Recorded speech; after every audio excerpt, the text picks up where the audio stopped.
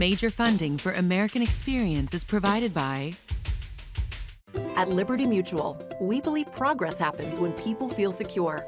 That's why we exist to help people embrace today and pursue tomorrow. Liberty, liberty, liberty, liberty. Liberty Mutual Insurance is a proud sponsor of American Experience. As an American-based supplier to the construction industry, Carlisle is committed to developing a diverse workplace that supports our employees' advancement into the next generation of leaders, from the manufacturing floor to the front office. Learn more at carlisle.com.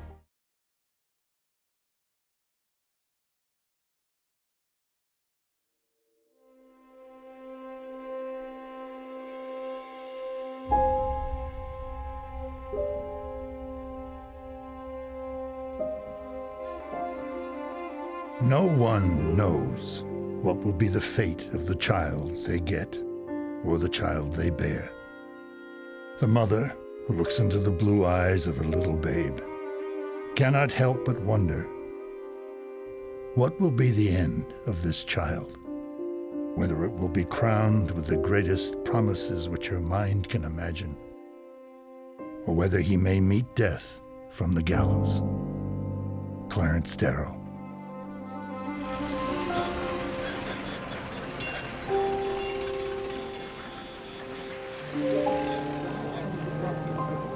The body was found on the morning of May 22nd, 1924. A 14-year-old boy named Bobby Franks, who'd gone missing from his Chicago neighborhood the day before. A ransom note had been sent to his parents, but before they'd had a chance to pay, the kidnappers had killed their son.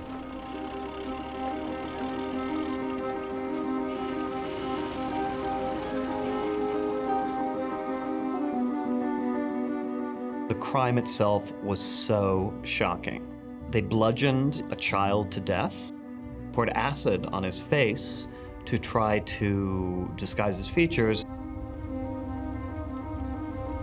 He was stripped of his clothes and left in a culvert. It was as desolate a place as you could possibly imagine leaving a body. The murder would rivet the nation. All the more so when police at last caught the killers, Nathan Leopold and Richard Loeb, wealthy, well-educated teenagers who had done it, they said, for the sheer thrill. This is an inexplicable murder.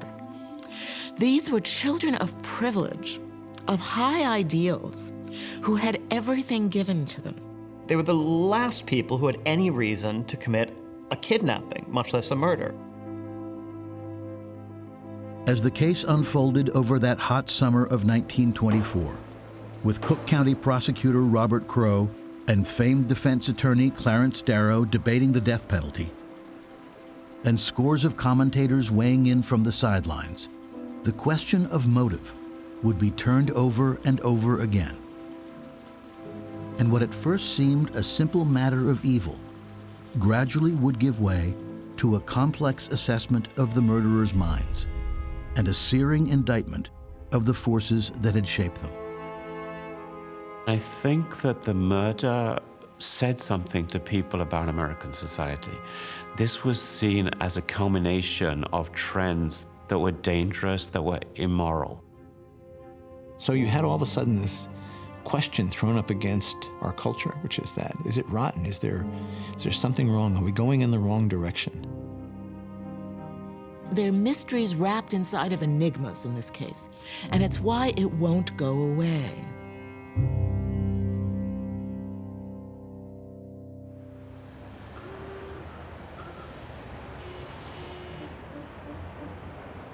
On May 22nd, 1924, just hours after the body of Bobby Franks was found, the hunt for his killers got underway. To State's Attorney Robert Crowe, a combative 45-year-old Irishman who'd been elected on a promise to vanquish crime in Chicago, the case was a career-making opportunity. Well, Robert Crowe was very politically ambitious, and his ambition was eventually to become mayor of Chicago. to become one of the most powerful men in the city. Crowe had certainly hoped that a success in this case would help him as a politician. The police had few clues. The ransom note, a tip about a gray sedan that had been idling where Bobby Franks was last seen, and a pair of eyeglasses found near the body. When the glasses first were found, it was thought that they were Bobby Franks' glasses. They were even put on the corpse in the funeral home. And when his relative came in to identify the body, he said, well, those aren't his glasses. And at that point, they thought, well, they must be the glasses of one of the criminals. The prescription was actually a very average one. What was unusual about the eyeglasses is that they had a certain hinge. And when the police began to inquire, they found that only 3 pairs of eyeglasses with that hinge had been sold in the Chicago district. One of the 3 belonged to a man who'd been abroad for weeks. Another to a woman who was quickly ruled out as a suspect. That left 19-year-old Nathan Leopold from the exclusive neighborhood of Kenwood on Chicago's South Side. Although it seemed doubtful that the boy had had any hand in the murder, Crowe sent 3 detectives to the Leopold home with orders to bring Nathan in for questioning. Nathan Leopold was studying for law school. He was an extraordinary young man with a potentially fantastic future before him. Nathan Leopold was not regarded as a likely suspect, simply because his family was very prominent. By 1924, the family was worth about $4 million. Why would someone like Nathan Leopold want to kidnap a young child? It didn't seem to make any sense. Crowe would spend the rest of the afternoon and long into the night downtown interrogating Nathan Leopold.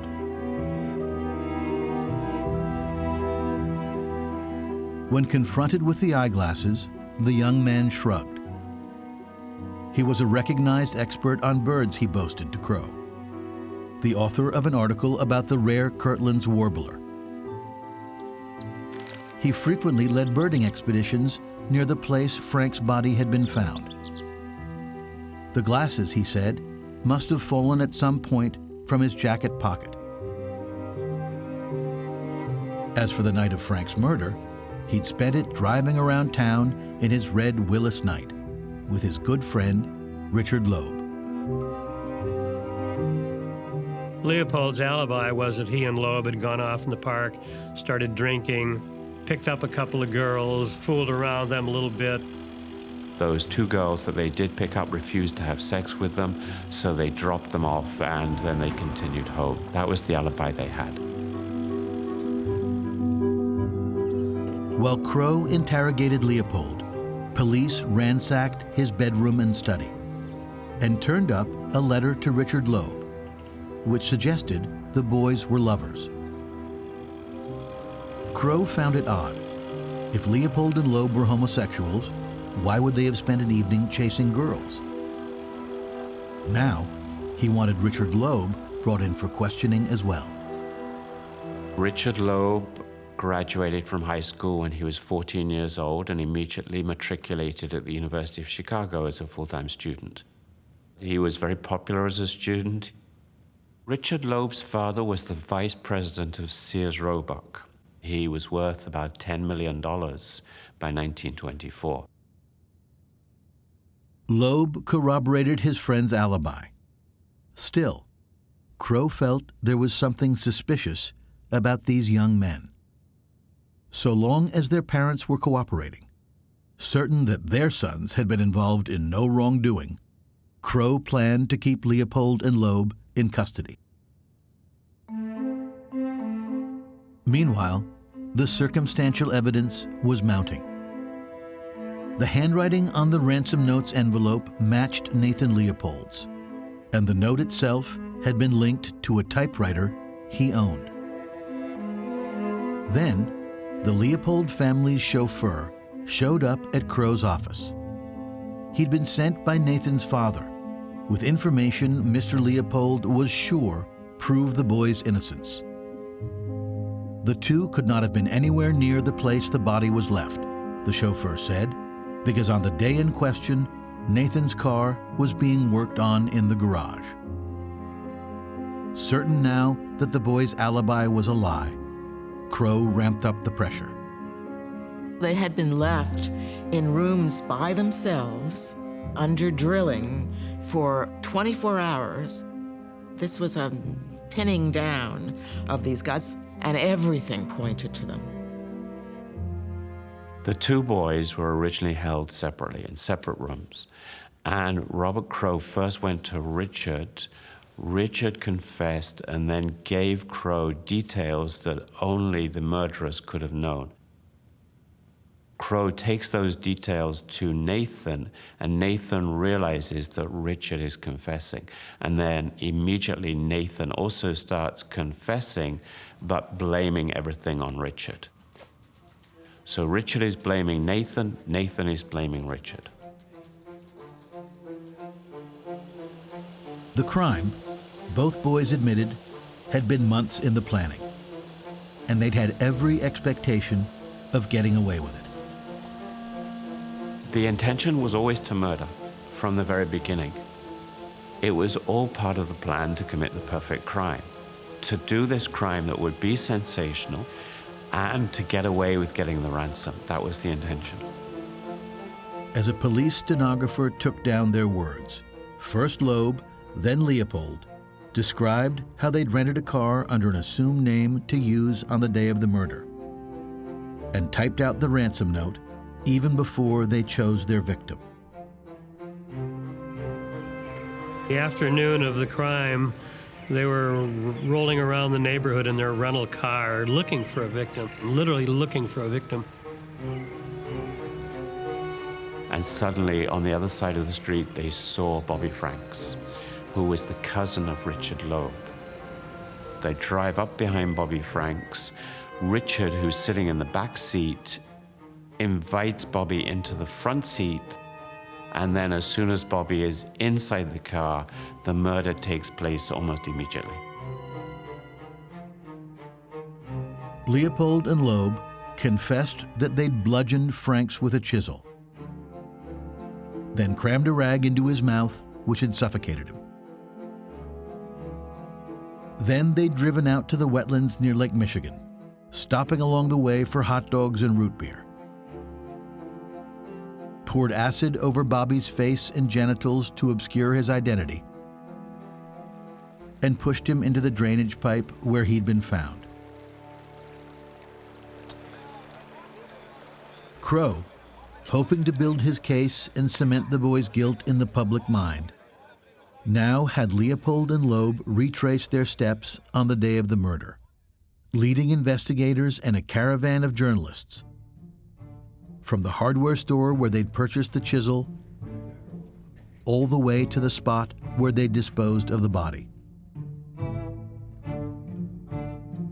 The two most helpful people in sorting out the evidence were Leopold and Loeb themselves. They were sort of giving a guided tour to the people who were going to eventually prosecute them. It just sort of almost boggles the mind how much they gave away. They literally demonstrated how they had done it and walked them through the scenes of the crime as if once they were discovered, they were proud of the plotting. They became almost braggarts about it.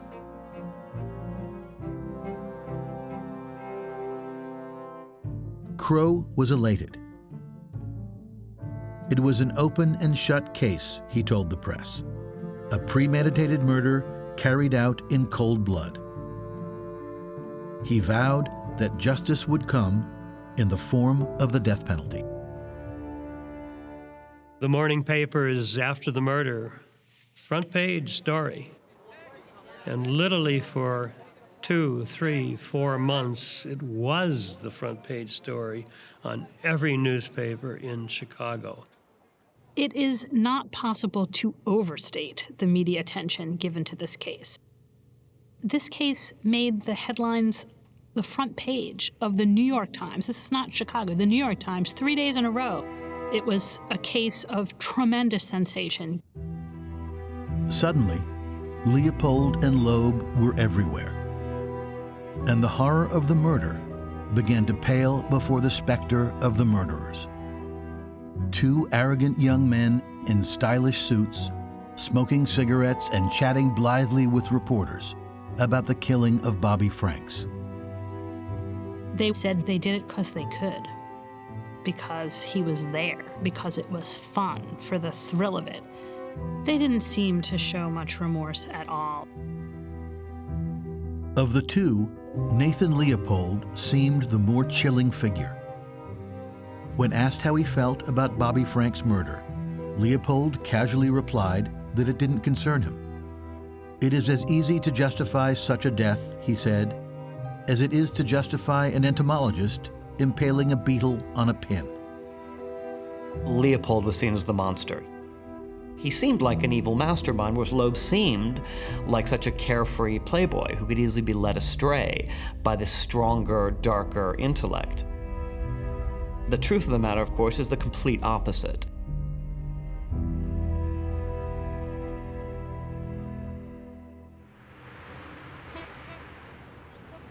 The boys had met 4 years earlier, in the summer of 1920. Richard Loeb was then 15.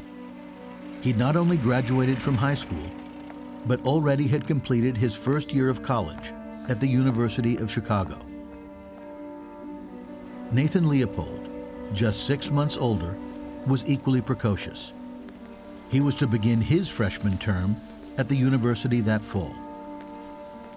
They both zoomed through school, zoomed into college, well ahead of their peers. So I think once they were on each other's radar, there was a sense of them sniffing each other out, of realizing here, in a way, is a kindred spirit.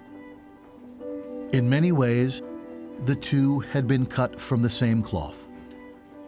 Both the scion of wealthy Jewish families, they had been raised in comfort and had spent their childhoods in the constant care of governesses mere blocks from one another.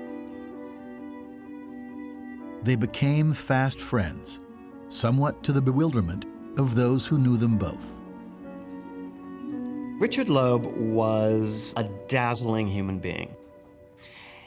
He was the kind of human being that when he walked through a room, the molecular energy changed. You couldn't help looking at him.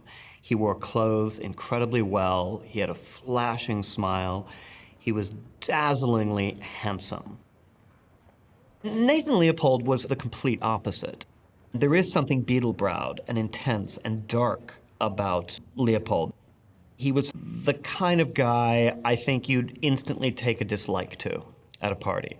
He was the know-it-all who would have an opinion on everything. Leopold fell in love with Richard Loeb and idolized him. And Loeb felt it was nice to have an acolyte. It was nice to have someone around him who would always make him feel beautiful or intelligent or special. I think the deeper truth, they sensed another predator in the room, and they were drawn to each other. What would end with the murder of Bobby Franks had begun almost innocently, with a scheme Richard devised to cheat at cards. That small transgression had bound the boys together, put them in league against the rest of the world. But Richard longed to play more dangerous games. It was crime that fascinated Loeb. He read detective novels, pulp periodicals. He devoured the newspapers for stories of crime. And I think to him, it's because there's a certain exceptionality about crime. Criminals are not of the common run of humanity. And he felt he was not in the common run of humanity. Nathan was more than willing to join in, but he wanted something in return. So the boys made a secret pact. There was an arrangement that Richard would agree to have sex with Nathan if Nathan accompanied Richard when he did his crimes. Richard started out by committing small acts of vandalism, stealing cars, setting fire to buildings. It escalated more and more, and then eventually Richard suggested the idea to Nathan of committing a murder. Nathan was not only agreeable, he urged Richard on, with a concept taken from the German philosopher Friedrich Nietzsche, that of the Übermensch, or Superman, a being so exceptional that he was bound by neither law nor morality. Unfortunately, they invested in their own sort of dark and twisted version of the Nietzschean ideal, where they began to self-identify as the Nietzschean Superman. They wanted to create a unique act, do something that was, in their view, exalted and befitting of a Nietzschean Superman. And they thought this act, being so clever, committing the perfect murder, would be a way for them to demonstrate their superiority over other people. They were a couple of boys playing a strange and sadistic game. Now, obviously, this had an erotic dimension, but it also had a kind of intellectual dimension. And that, I think, is key to understanding what was going on between Richard Loeb and Nathan Leopold. Neither had ever considered the possibility that they would be caught. Now, the two supermen were behind bars, and if the state's attorney had his way, they would end on the gallows.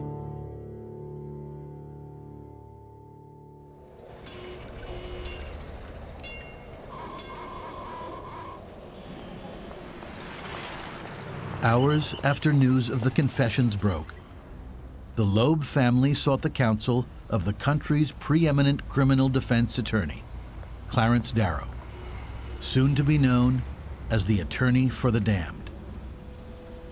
Clarence Darrow was, at this point in his life, 67 years old. He had just come off an amazing string of victories, defending a bunch of corrupt politicians in Chicago. Clarence Darrow is thought as a legal miracle worker. Many of his cases, his guys or his gals are found with the guns and a bloody knife in their hands. And that's why he was seen as the attorney for the damned. Get them a life sentence instead of death. Loeb's uncle begged Darrow. We'll pay you anything. Only for God's sake, don't let them hang. It was a request Darrow could not refuse. He hated capital punishment. He did probably 60 or more capital punishment cases in his career. He lost the first one to the hangman, and he never got over it. His philosophy was definitely hate the sin and love the sinner. He believed people act the way they act because they're brought up in poverty or because they themselves have been ill-treated, and that the supreme virtue was mercy. He believed that everything we do is determined by our upbringing, by our childhood, by our parents, and therefore there's very little free choice, no free will. So he believed accordingly that capital punishment, the death penalty, was something that should not take place. Darrow was by no means alone. The previous quarter century had seen movements to abolish the death penalty in no fewer than 10 states, while the number of executions nationwide had sharply declined. With the issue still being hotly debated all over the country, Darrow sensed an opportunity to tip the scales. He wants to make a statement about capital punishment. In the Leopold and Loeb case, he knows he has this amazing spotlight. Everybody's listening around the world, not just in the United States. The actor-egoist in him sought opportunities to play great parts. One writer said of Darrow, hero parts.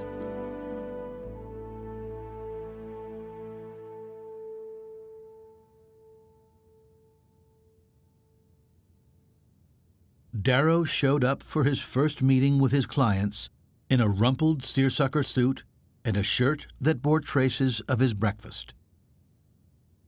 My first impression, Nathan Leopold later said, was horror. You couldn't imagine 3 more different planets in constellation. There was Loeb, who was sleek and his lapels could cut you like a knife. Leopold, who was intense and brooding, his hair was almost shining and he was very sort of well put together. And then Clarence Darrow, who was a complete shambling mess. It was like a hobbit suddenly walked into a room of tango dancers. By the time Darrow arrived, Leopold and Loeb had been in Crowe's custody for 3 days, talking all the while. The state's attorney had even arranged for Leopold and Loeb to be examined by Chicago's leading alienists, as psychiatrists were known, in an effort to block what he assumed would be Darrow's only possible line of defense: not guilty by reason of insanity. Crowe's alienists all said that the defendants were perfectly sane and there was nothing wrong with them, other than that they simply failed to appreciate the enormity of what they'd done. But that was hardly insanity. That was, in the state's view, evil, not madness. On June 11th, Darrow appeared with his clients before Judge John Caverly. As expected, he entered a not guilty plea, which gave him several weeks to prepare his defense.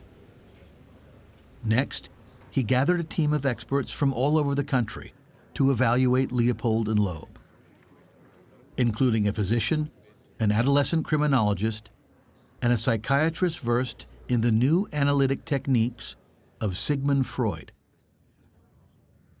Over the next 5 weeks, Leopold and Loeb would be subjected to rigorous examinations derived from the cutting edge of modern science. Their bodily functions were measured, intelligence tested, family histories probed. Meanwhile, the boys' unfathomable crime prompted a rash of national hand-wringing over the perils of modern life.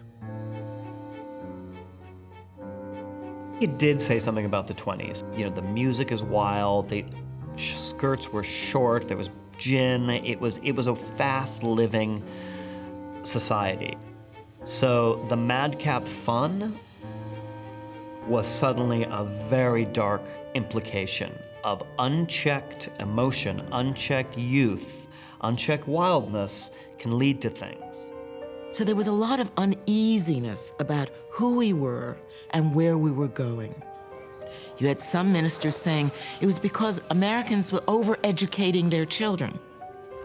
There was too much prosperity, too much modernism, too much indulgence of American children taking place at the time. All of these things rained down on the Leopold and Loeb case. Concerned for his client's image, Darrow sent men into the streets of Chicago to gauge public opinion. 60% of those queried thought Leopold and Loeb should hang. Darrow's early letters to his son and to his ex-wife from early June are very bleak, and they say, I doubt that I'll be able to save these boys. And this is a man who has pulled the trick off dozens of times throughout his career. But he says, the newspapers are just too bad. On July 21st, 2 months after Bobby Frank's murder, Darrow and his clients joined Prosecutor Crowe in the criminal court building to present motions before Judge John Caverly. It was 10 a.m., and though the already sweltering courtroom was filled to capacity, the crowd was mostly silent. Darrow, disheveled as ever, his thumbs hooked under his trademark suspenders, spoke first and turned the entire case on its head by entering a plea of guilty. He stood up and told the judge that we're going to change the plea to guilty. Reporters jumped and ran to the rooms, and all the afternoon newspapers was that Leopold and Loeb are pleading guilty. And when you plead somebody guilty, it changes the game entirely, because now you're not going to impanel a jury. So then it became the judge's decision to decide whether they would hang or whether they would be just sent to prison for life. Crowe, who moments earlier had confidently swaggered into the courtroom chomping on a cigar, was apoplectic. Crowe thought he had everything sewn up, that he was all ready for a plea by the defense of not guilty on account of insanity. Darrow has this radical idea that he's going to introduce evidence about his clients' backgrounds and about their mental states to argue for a sentence less than death. Darrow's strategy to introduce this evidence was absolutely groundbreaking. It was so groundbreaking that no one had ever heard of it. The state's attorney thought it was completely ridiculous and he shouldn't be allowed to do this. Darrow wanted to present psychological weakness as a mitigating factor for sentencing. So essentially what he was saying to Judge Cavalier was, we admit that we committed the crime, but I'd like to show you why we committed the crime.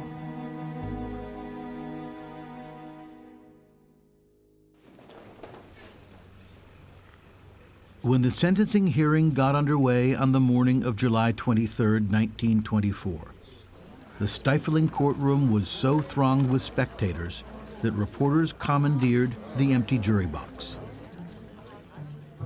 Crowe presented the state's evidence first, armed with a lengthy list of witnesses who would provide testimony on every ghastly detail of Leopold and Loeb's crime. Even though it's not a trial, Crowe has to present evidence to show the defendant's guilt. He does so quite thoroughly. He introduces more than 80 witnesses, and when he's done, there's absolutely no doubt in anyone's mind that Leopold and Loeb committed these offenses.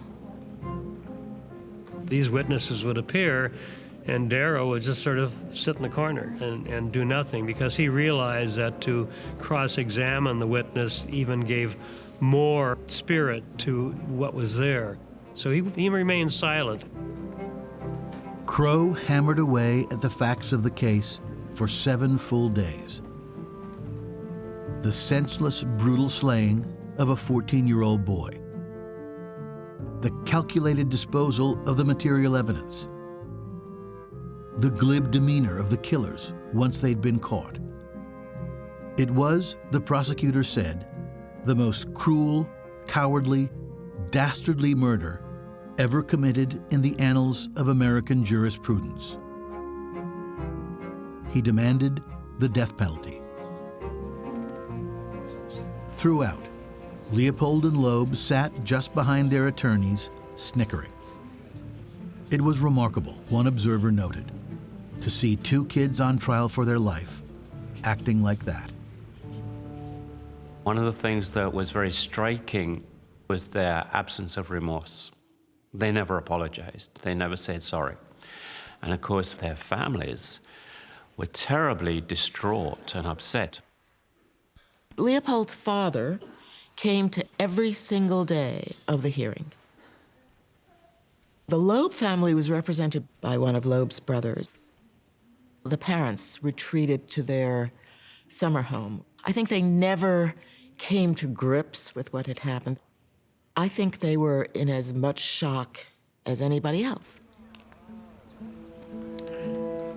On July 30th, the defense finally took charge of the room. It was his intention, Darrow told Judge Caverly, to show that his clients were diseased, both physically and mentally, and therefore not responsible for their actions.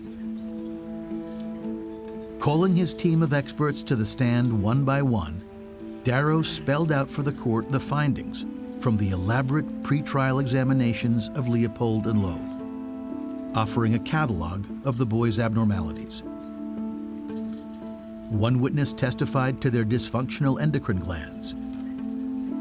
Another to the delusions that had led to their crime. The psychiatrists argue that, in fact, it was Loeb and not Leopold who was responsible, and that Leopold had been his servant, that there had been a master-slave relationship between the two of them.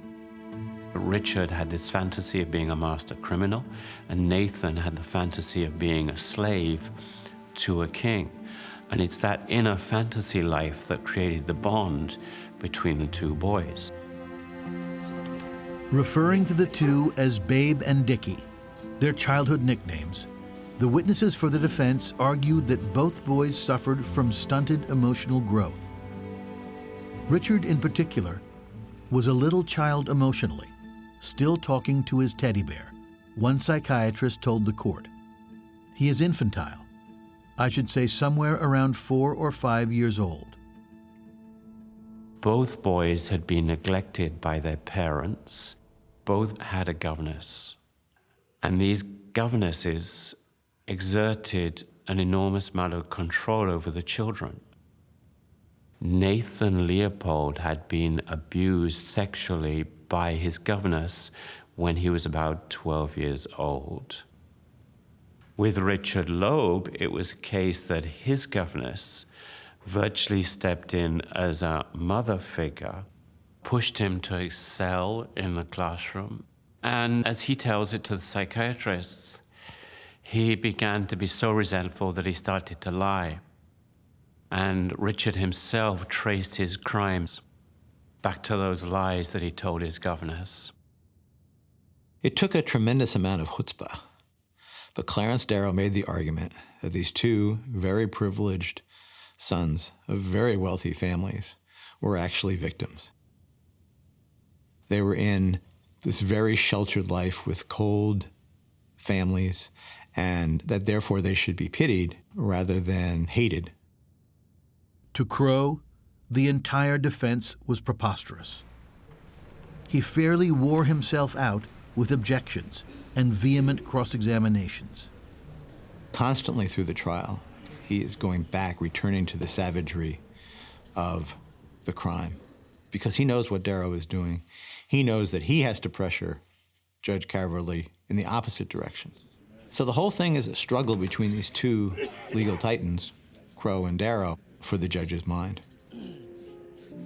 There were plenty of Americans who agreed with Crowe that the boys' guilt was all that mattered. But for many others, Darrow's defense offered an intriguing new perspective on human behavior. What the Leopold and Loeb defense team did was to introduce Freudian interpretations into the courtroom. And that was all very new. And it just grabbed the American public. It riveted them. The parents who read the newspapers were fixated on what they could learn about their own more normal children from these young people. What about my child?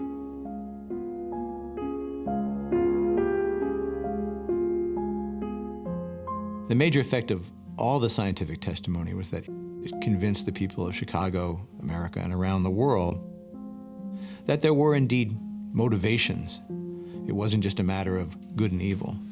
There were flaws in human beings and triggers that make people act the way they do. On August 18th, after 2.5 weeks of testimony, the defense rested. What remained now were the closing arguments, the last chance for both sides to convince Judge Caverly to either spare the boys' lives or else sentence them to hang until they were dead.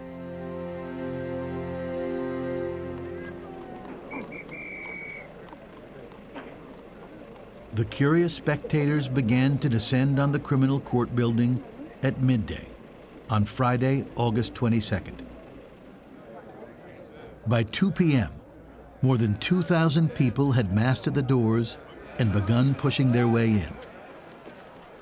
They had come to hear Clarence Darrow's closing argument, rumored to be the last the legendary attorney would give before his retirement. Darrow teased the press that this could be his last big case. This was a way of Darrow to focus attention. It wasn't just Clarence Darrow defending Leopold and Loeb. It was Clarence Darrow's last stand. Your Honor, I have stood here for 3 months, as one might stand at the ocean, trying to sweep back the tide. I hope the seas are subsiding and the wind is falling, and I believe they are. But I wish to make no false pretense to this court. The easy thing, and the popular thing to do, is to hang my clients. We are asking this court to save their lives. Speaking continuously for the better part of 3 days, Darrow offered the court a rambling summary of the reasons Leopold and Loeb should be spared. If you read Clarence Darrow's arguments today, they sound in desperate need of an editor. But if you think about the effect that they had in the courtroom before the age of television and radio, when this was supreme human drama, you realize that he was very smoothly, seductively creating a mood, casting a spell, touching their emotions quite masterfully. Before I would tie a noose around the neck of a boy, I would try to call back into my mind the emotions of youth. The brain of the child is the home of dreams, of castles, of visions, of illusions and delusions. And whether they take one shape or another shape depends not on the dreamy boy, but on what surrounds him. Again and again, Darrow spoke of youth, reminding Judge Caverly that Nathan Leopold and Richard Loeb, at 19, were but children. During the previous century, no one younger than 23 had been executed in Illinois on a guilty plea. For the prosecutor to demand such an execution was barbarous, Darrow said, and evidence of the savagery the recent World War had unleashed. We are used to blood, Your Honor. We have not only had it shed in buckets full, we have it shed in rivers, lakes, and oceans. We have delighted in it. We have preached it until the world has been drenched in blood and has left its stains of blood upon every human heart. It was almost as though he had been scripted by Shakespeare. He was a brilliant man. He had a tremendous capture of the law. He didn't need notes. He was the consummate actor. I am not pleading so much for these boys as I am for the infinite number of others to follow. Your Honor stands between the past and the future. You may hang these boys. You may hang them by the neck until they are dead. But in doing it, you will turn your face towards the past. Clarence Darrow had that courtroom eating out of his hands. He brought Loeb, who giggled and chuckled and smirked throughout his own trial, to tears. The judge had tears in his eyes when Darrow was done. Prosecutor Crowe, in his rebuttal, fought back hard. He even went so far as to insinuate, without any conclusive evidence, that there had been a sexual motive for the crime. Crowe introduces the idea that poor Bobby Franks was molested either before and or after death, at which point Judge Caverly tells the female reporters that they have to leave his courtroom because their dainty ears can't be listening to such awful testimony. Attorney Crowe really was sort of between a rock and a hard place. They were pleaded guilty, so all he can do is bring in the grotesque evidence of the case, how horrible it was, and show what terrible, terrible beings they were.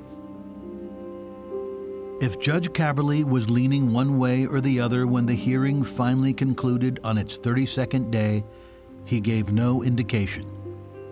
But Chicago's bookies had already begun offering 3-to-1 odds against a death sentence.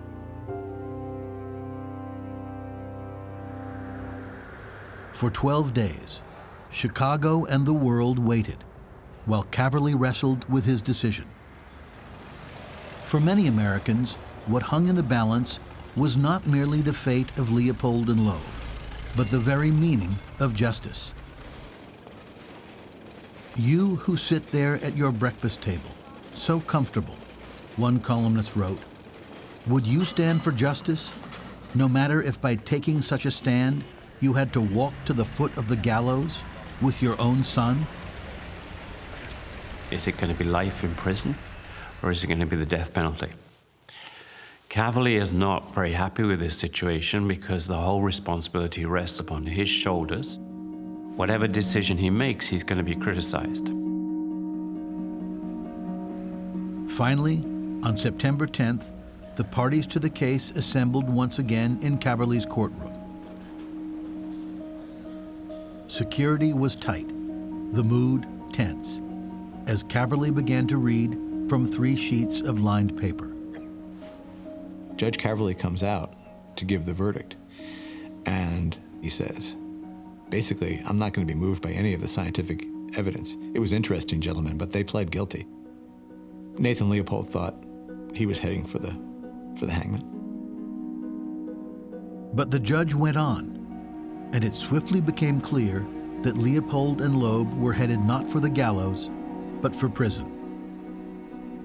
The court believes that it is within his province, Caverly explained, to decline to impose the sentence of death on persons who are not of full age. One of the most interesting things about Judge Caverly's ruling is how, in the end, how little all that scientific testimony, all the alienist testimony that talk about glandular secretions, how little it all mattered. In the end, he clung to that legal idea of precedent. The judge says, I am basing my decision not to impose the death penalty entirely on the defendant's youth. I can only imagine what the prosecution thought of the judge's sentence, because I could imagine them saying, if these guys don't get the death penalty, who should get the death penalty? Leopold and Loeb were sentenced to life in prison for the murder of Bobby Franks, plus 99 years for the kidnapping. The verdict would provoke outrage across the country, and accusations that the defendants had bought their way out of the hangman's noose. But Darrow had saved his clients' lives and dealt a powerful blow to the death penalty. As he told the reporters who crowded around the defense table, he now planned to launch a campaign to end capital punishment in Illinois. Before leaving the courtroom, Leopold and Loeb shook Darrow's hand. In the morning, the pair would be bound for the penitentiary at Joliet. Back in his cell at the county jail, Nathan called to the sheriff and arranged for what surely would be the boys' last good meal: thick steaks smothered in onions and chocolate eclairs.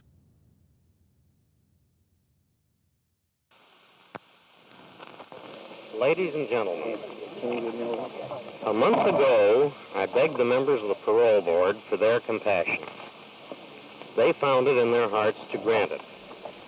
Today, I am enjoying the first... By the time Nathan Leopold was released from prison in 1958, he'd been behind bars for more than 33 years. Richard Loeb had died in prison 2 decades before, murdered by a fellow inmate who claimed Loeb had made unwanted sexual advances.